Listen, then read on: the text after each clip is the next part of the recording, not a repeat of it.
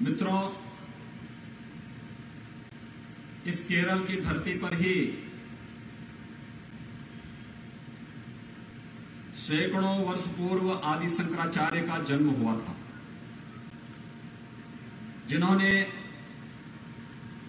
सनातन धर्म की स्थापना के लिए, पुनर्स्थापना के लिए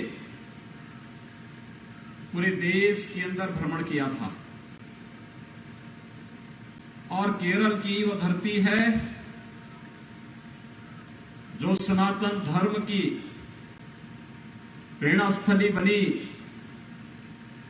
और जहां पर आदि शंकराचार्य ने जहां से धर्म जागरण का जो अभियान प्रारंभ किया, देश के 4 कोनों में 4 पीठों की स्थापना करके भारत की सनातन आस्था के आधार स्तंभ वे बन पाए।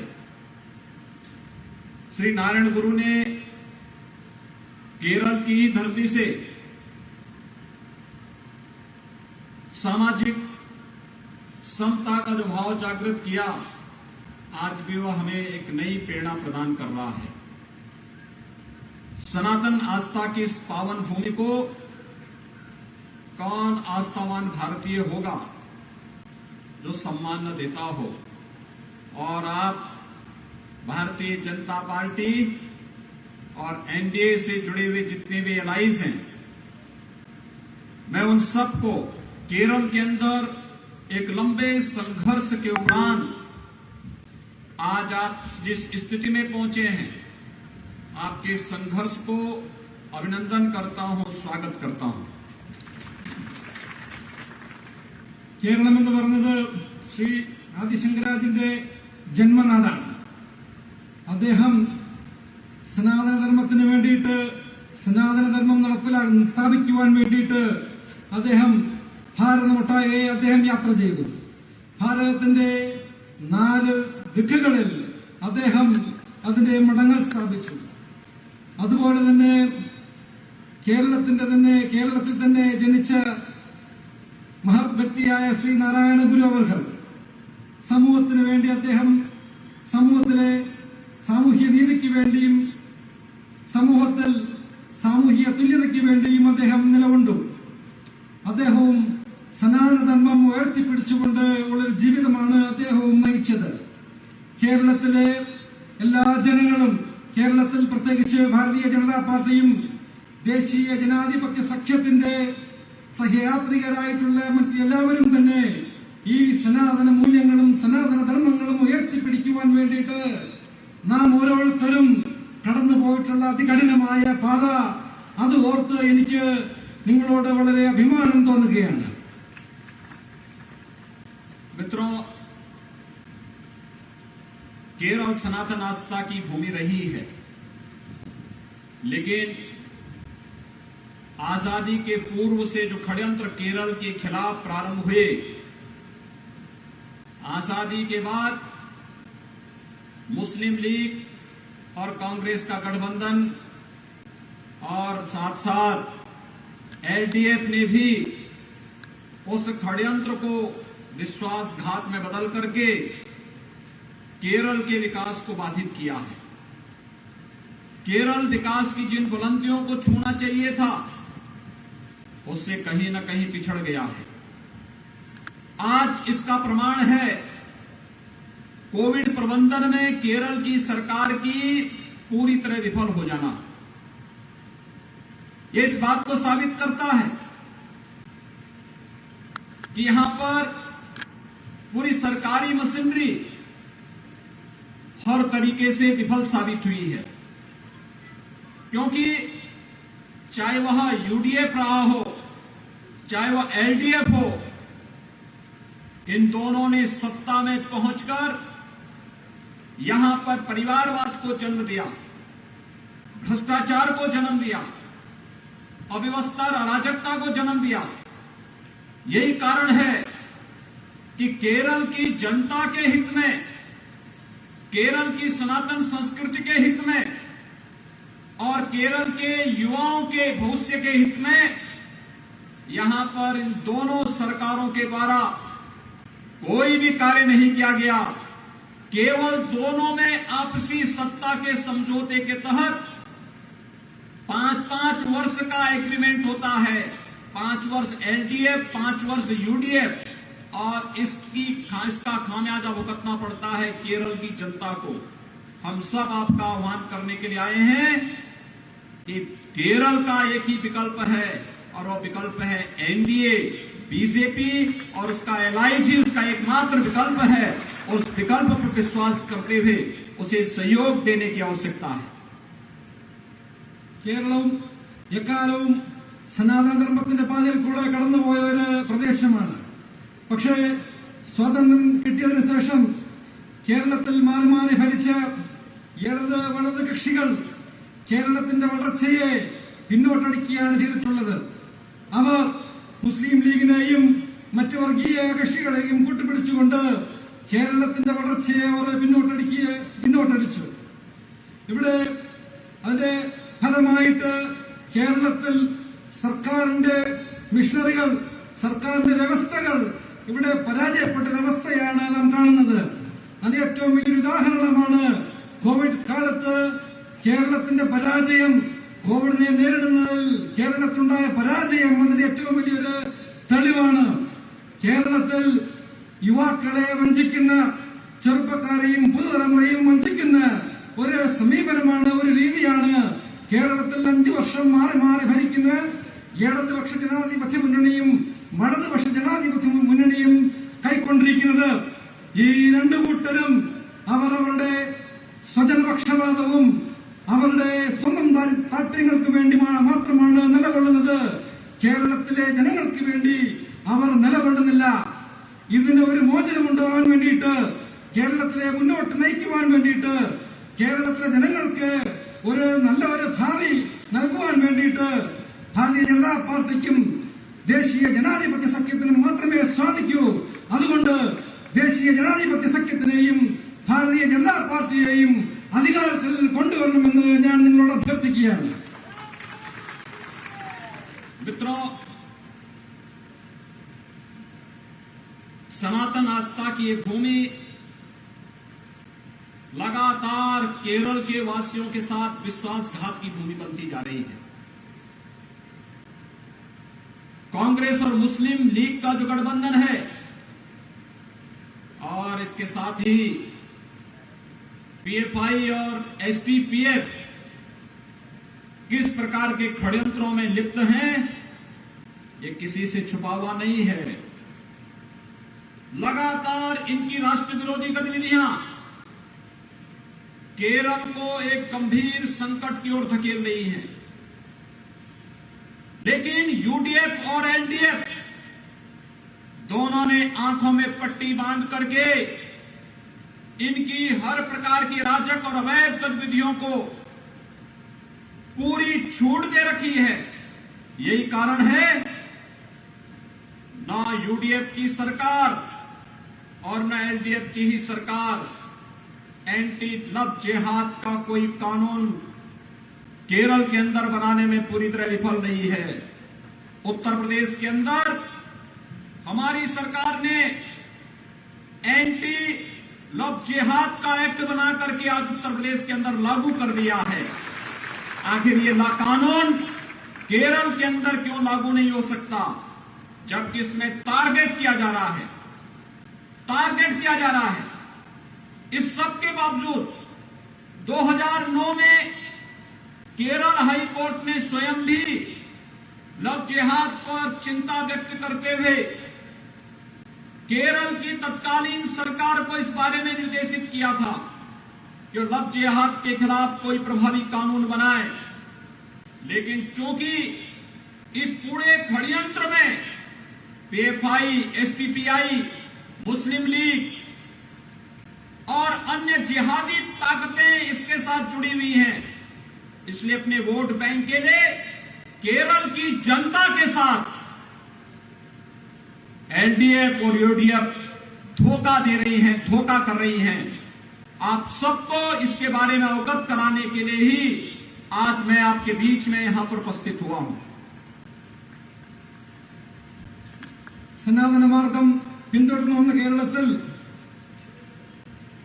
ഒട്ടും ഭൂഷണമല്ലാത്ത രീതിയിലുള്ള പ്രവൃത്തികളാണ് നാം കണ്ടുകൊണ്ടിരിക്കുന്നത്. ഇവിടെ ഭരിച്ചുകൊണ്ടിരിക്കുന്ന ഇടത് വലത് കക്ഷികൾ കോൺഗ്രസും മുസ്ലിം ലീഗും കൈകോർത്തുകൊണ്ട് അവർ SDPയോടും പോപ്പുലർ ഫ്രണ്ടിനോടും കൈകോർത്തുകൊണ്ട് കേരളത്തിനെ ഒരു വല്ലാത്തൊരു മോശപ്പെട്ട അവസ്ഥയിലേക്ക് അവരെത്തിച്ചിരിക്കുകയാണ്. ഇത് ഒരു രഹസ്യമായ കാര്യമല്ല, പരസ്യമായ കാര്യമാണ്. എന്നാൽ ഇവിടെ അധികാരത്തിലിരിക്കുന്ന ഭരണകൂടത്തിന് ഇത് കണ്ടില്ല എന്ന് നടിച്ചുകൊണ്ട് അവർ സ്വയം അന്ധത നടിച്ചുകൊണ്ട് അവർ നടക്കുകയാണ്.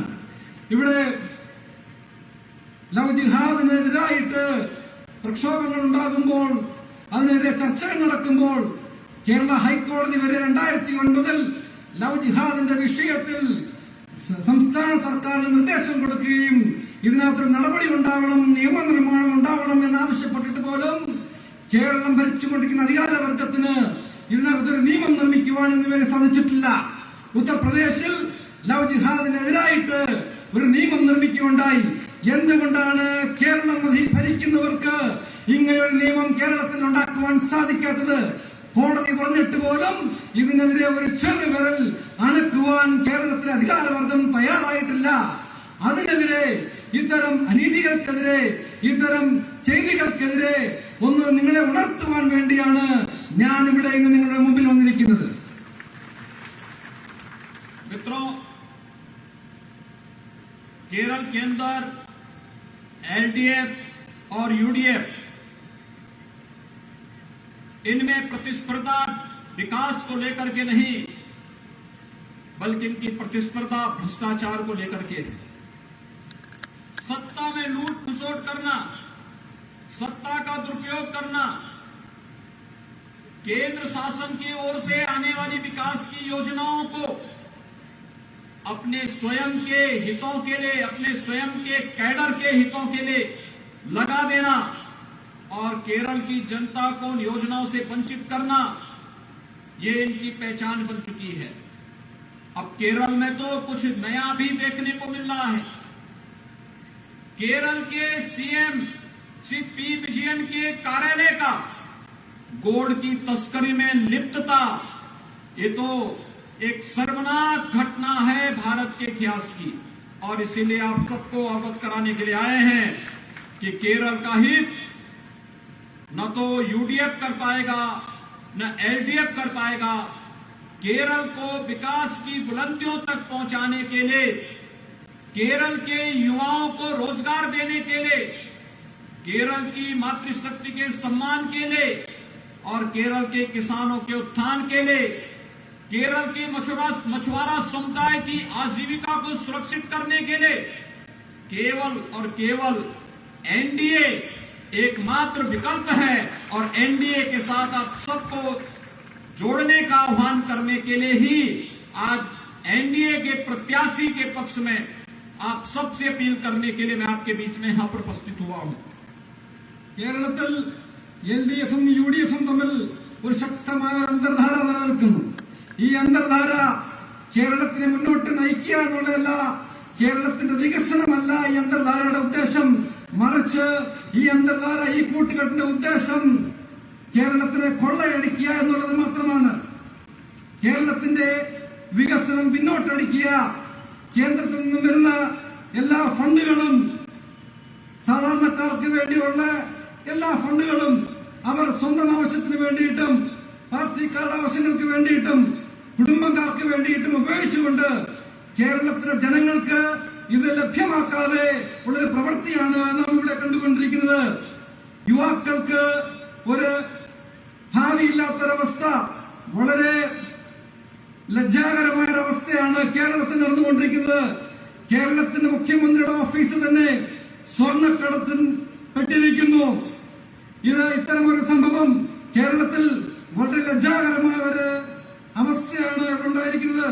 ഇവിടെ കേരളത്തിലെ ജനങ്ങൾക്ക്, യുവതലമുറയ്ക്ക് ജോലി ലഭിക്കുവാൻ വേണ്ടിയിട്ട്, നമ്മുടെ അമ്മമാർക്കും നമ്മുടെ സഹോദരികൾക്കും സുരക്ഷ ഉറപ്പാക്കുവാൻ വേണ്ടിയിട്ട്, നമ്മുടെ കർഷകർക്ക് അവരുടെ ഭാവി ഉറപ്പാക്കുവാൻ വേണ്ടിയിട്ട്, മത്സ്യത്തൊഴിലാളികളുടെ ഭാവി ഉറപ്പാക്കുവാൻ വേണ്ടിയിട്ട് ഒരൊറ്റ മാർഗം മാത്രമേ ഉള്ളൂ. ദേശീയ ജനാധിപത്യ സഖ്യം മാത്രമേ അതിന് പരിഹാരമായിട്ടുള്ളൂ. ദേശീയ ജനാധിപത്യ സഖ്യവും ബിജെപിയുമാണ് അതിനുള്ള പരിഹാരം. भाइयों बहनों, आज केरल की जो आवश्यकताएं हैं, यहां के युवाओं को रोजगार चाहिए, लेकिन केरल की पब्लिक सर्विस कमीशन एलडीएफ सरकार की भ्रष्टाचार का अड्डा बन चुका है. यहां पे नौकरी योग्यता के आधार पर नहीं, बल्कि वह एलडीएफ के कैडर को रोजगार बांटने का एक माध्यम बन गया है. कई केरल के युवाओं को आत्महत्या करने के लिए मजबूर होना पड़ा है. ये चीजें बताती हैं कि भ्रष्टाचार किस कदर तक यहां के युवाओं को डिप्रेशन में डाल रहा है. लेकिन केरल की एलडीएफ सरकार इस ओर से आंखें मूंदी हुई हैं. उसे युवाओं की चिंता नहीं है, उसे केरल में महिलाओं की चिंता नहीं है, उसे केरल में यहां के मछुआरा समुदाय की चिंता नहीं है, और उसे केरल के अंदर केरल के किसानों की भी चिंता नहीं है. भाइयों बहनों, जो अपार संभावनाएं केरल के अंदर है, इन अपार संभावनाओं को आगे बढ़ाने का कार्य बीजेपी कर सकती है, क्योंकि बीजेपी ने प्रधानमंत्री मोदी जी के नेतृत्व में पिछले 7 वर्षों में देश के अंदर जिन प्रकार की योजनाओं को ले जाकर के लोक कल्याणकारी कार्यक्रमों को आगे बढ़ाया है, वो आप सबके सामने है. കേരളത്തിലെ ജനങ്ങൾ ആഗ്രഹിക്കുന്നത്, യുവതലമുറ ആഗ്രഹിക്കുന്നത് തൊഴിലാണ്. എന്നാൽ ഈ തൊഴിൽ നൽകേണ്ട പബ്ലിക് സർവീസ് കമ്മീഷൻ PSC എന്ന് പറയുന്ന സ്ഥാപനം യുവാക്കൾക്ക് തൊഴിൽ നൽകുന്നില്ല. മറിച്ച് അവരാർക്കാണ് തൊഴിൽ നൽകുന്നത്? PSC എന്ന് പറയുന്നത് ഇന്ന് പാർട്ടി സഹാക്കന്മാർക്ക് വേണ്ടിയും പാർട്ടി സഹാക്കന്മാരുടെ കുടുംബങ്ങൾക്ക് വേണ്ടിയും കുടുംബക്കാർക്ക് വേണ്ടിയും മാത്രം തൊഴിൽ നൽകുന്ന ഒരു ഏജൻസിയായി കേരളത്തിൽ മാറിയിരിക്കുകയാണ്. കേരളത്തില് ഇതിന്റെ ഫലമായിട്ട് യുവാക്കൾക്ക് തൊഴിൽ ലഭിക്കാത്തതിന്റെ ഫലമായിട്ട് കേരളത്തിലെ ജനങ്ങളെ മൊത്തം നിരാശയിലാക്കിയിരിക്കുകയാണ്. നമ്മുടെ യുവതലമുറ നിരാശയിലാണ്. PSC എഴുതി ജോലി പ്രതീക്ഷിച്ചിരിക്കുന്ന വ്യക്തികൾ ആത്മഹത്യ ചെയ്തുകൊണ്ടിരിക്കുന്നു. ഇതെല്ലാം കണ്ടില്ല എന്ന് നടിക്കുന്ന ഒരു സർക്കാരാണ് ഇന്ന് കേരളത്തിലുള്ളത്. നേരത്തെ പറഞ്ഞതുപോലെ നമ്മുടെ അമ്മമാരുടെയും സ്ത്രീകളുടെയും സുരക്ഷയ്ക്ക് വേണ്ടി, നമ്മുടെ മത്സ്യത്തൊഴിലാളികളുടെ സുരക്ഷയ്ക്ക് വേണ്ടിയിട്ട്, പാടത്ത് പണിയെടുക്കുന്ന കൃഷിക്കാരുടെ സുരക്ഷയ്ക്ക് വേണ്ടിയിട്ട്, അവരുടെ തലമുറകളുടെ നന്മയ്ക്ക് വേണ്ടിയിട്ട് ഇവരൊന്നും ചെയ്യുന്നില്ല.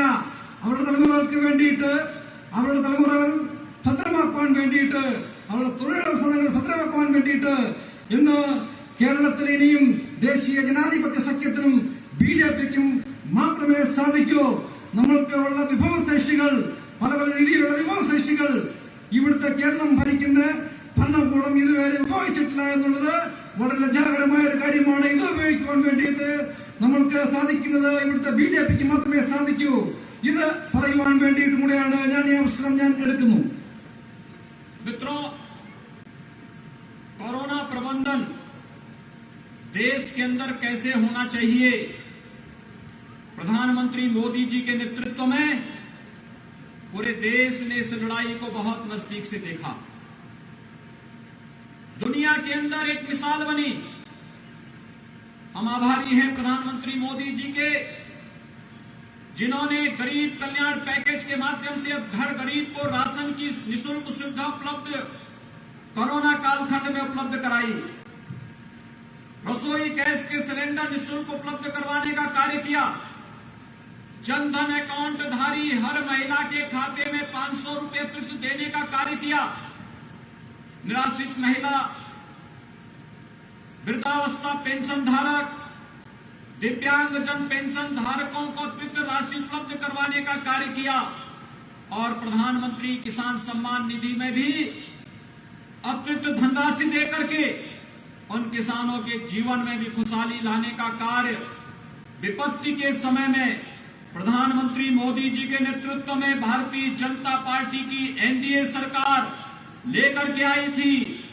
और यही नहीं, आत्मनिर्भर भारत पैकेज के अंदर एमएसएमई यूनिट के लिए भी बेहतरीन कार्य और पैकेज देकर के भारत को आत्मनिर्भरता के लक्ष्य की ओर अग्रसर करने का कार्य प्रधानमंत्री मोदी जी के नेतृत्व में हुआ है। कोरोना प्रबंधन के साथ देश के अंदर चल रही तमाम प्रकार की विकास की योजनाएं और एक गरीब के जीवन में परिवर्तन लाने वाली लोक कल्याण की योजनाएं ये किसी से छुपी हुई नहीं है। കൊറോണ കാലഘട്ടത്തിൽ കേന്ദ്ര സർക്കാർ എങ്ങനെയാണ് ഏത് രീതിയിലാണ് അതിനെ നേരിട്ടത് എന്ന് നമുക്കെല്ലാവർക്കും അറിയാം. കൊറോണ കാലഘട്ടത്തിൽ ബുദ്ധിമുട്ട് അനുഭവിക്കുന്ന ജനവിഭാഗത്തിന് വേണ്ടിയിട്ട് സൗജന്യ റേഷൻ, അതുപോലെ തന്നെ ഗ്യാസ് കണക്ഷനുകൾ, ജൻധൻ അക്കൗണ്ട് വഴി പാവപ്പെട്ടവർക്ക് 500 രൂപ വീതം എത്തിക്കുക, പ്രധാനമന്ത്രി കിസാൻ സമ്മാൻ നിധി വഴി കർഷക കുടുംബങ്ങൾക്ക് ഒരു കൈത്താങ്ങായി ധനസഹായം ബാങ്ക് അക്കൗണ്ട് വഴി എത്തിക്കുക, അതുപോലെ പല പല രീതിയിൽ പാവപ്പെട്ട ജനങ്ങളെയും പാർശ്വവൽക്കരിക്കപ്പെട്ട ജനങ്ങളെയും ഒരു കൈത്താങ്ങ് നൽകുവാൻ ഈ കൊറോണ കാലഘട്ടത്തിൽ കേന്ദ്ര സർക്കാർ, പ്രധാനമന്ത്രിയുടെ നേതൃത്വത്തിലുള്ള കേന്ദ്ര സർക്കാർ കൈക്കൊണ്ട നടപടികൾ നമ്മൾക്കെല്ലാവർക്കും അറിയാവുന്നതാണ്. ഇത് ലോകത്തിന് തന്നെ മാതൃകയായ ഒരു വിഷയമാണ്. അക്കാലഘട്ടത്തിൽ ആത്മനിർഭർ ഭാരത് പദ്ധതി വഴി ചെയ്തിട്ടുള്ള പ്രവൃത്തികൾ നമ്മൾക്കെല്ലാവർക്കും അറിയാം. മാത്രമല്ല, വ്യാവസായിക മേഖലയിൽ ചെറുകിട വ്യവസായങ്ങൾ നിലനിൽക്കുവാൻ വേണ്ടിയിട്ടും ഈ കൊറോണ കാലഘട്ടത്തിൽ കേന്ദ്ര സർക്കാർ കൈത്താങ്ങായി പ്രവർത്തിച്ചുവെന്ന് ഞാൻ ഈ അവസരത്തിൽ നിങ്ങളെ ഓർമ്മിപ്പിക്കുവാൻ ആഗ്രഹിക്കുന്നു. मित्रों, हम भारत के प्रधानमंत्री नरेंद्र मोदी जी का और भारत के वैज्ञानिकों का हृदय से अभिनंदन करते हैं, जिन्होंने कोरोना महामारी से बचाने के लिए 2 स्वदेशी वैक्सीन दिए। और आज मुझे बताते हुए प्रसन्नता है कि आज 1 अप्रैल से 45 वर्ष के हर एक नागरिक को मुफ्त में वैक्सीन लगाने की घोषणा भारत सरकार ने कर दी है। ये वैक्सीन हर एक नागरिक को फ्री में हर सरकारी सेंटर में लगने जा रहा है। हम लोग अधिक से अधिक मात्रा में वैक्सीन लगा करके कोरोना के खिलाफ देश की लड़ाई को ही विजयी बनाएंगे और साथ साथ केरल विधानसभा चुनाव में भी भारतीय जनता पार्टी और एनडीए को विजयी बनाने का कार्य करेंगे। കൊറോണയെ നേരിടുവാൻ വേണ്ടിയിട്ട് കേന്ദ്ര സർക്കാരിന്റെ ശ്രമഫലമായി 2 വാക്സിനാണ് വികസിപ്പിച്ചെടുത്തിട്ടുള്ളത്. ഈ കാലഘട്ടത്തിൽ കൊറോണയെ ഫലപ്രദമായി നേരിടുവാൻ വേണ്ടിയിട്ട് സർവ്വരീതിയിലുള്ള മാർഗങ്ങളും കേന്ദ്ര സർക്കാർ കൈക്കൊള്ളുകയുണ്ടായി. കേന്ദ്ര സർക്കാരിന്റെ ഭാഗത്തു നിന്നും ദേശീയ ജനാധിപത്യ സഖ്യത്തിന്റെ ഭാഗത്തു നിന്നും ഞാൻ നിങ്ങളോട് ആഹ്വാനം ചെയ്യുകയാണ്. ബിജെപിയെയും ദേശീയ ജനാധിപത്യ സഖ്യത്തിനെയും അധികാരത്തിൽ കൊണ്ടുവന്ന് ഇത്തരം നല്ല പ്രവൃത്തികൾക്ക്, ജനോപകാരമായ പ്രവൃത്തികൾക്ക് മുമ്പോട്ട് കൊണ്ടുപോകാൻ വേണ്ടിയിട്ട് ബിജെപി അധികാരത്തിലെത്തിക്കുവാൻ. मित्रों, भारतीय जनता पार्टी जो कहती है वो करके दिखाती है। आपने देखा होगा, कांग्रेस नेतृत्व की सरकार ने देश के संविधान में 1952 में कश्मीर में आर्टिकल 370 डाल करके देश में आतंकवाद की नींव बोने का कार्य किया था। लेकिन भारतीय जनता पार्टी नेतृत्व की एनडीए सरकार मोदी जी के नेतृत्व में आर्टिकल 370 को समाप्त करके आतंकवाद को हमेशा के लिए समाप्त कर दी है। आज अगर केरल का नौजवान भी चाहेगा तो जम्मू कश्मीर के अंदर अपना आवास ले सकता है, कोई उन्हें रोक नहीं सकता। और जम्मू कश्मीर विकास की मुख्य धारा के साथ जुड़ करके तेजी के साथ आगे बढ़ा है।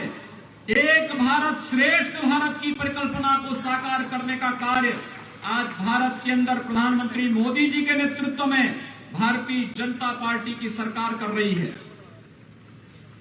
എല്ലാവർക്കും അറിയാവുന്ന കാര്യമാണ്, ഭാരതീയ ജനതാ പാർട്ടി എന്ത് പറയുന്നു അത് ചെയ്യുവാൻ പ്രാപ്തിയുള്ള ഒരു പ്രസ്ഥാനമാണെന്നുള്ളത്.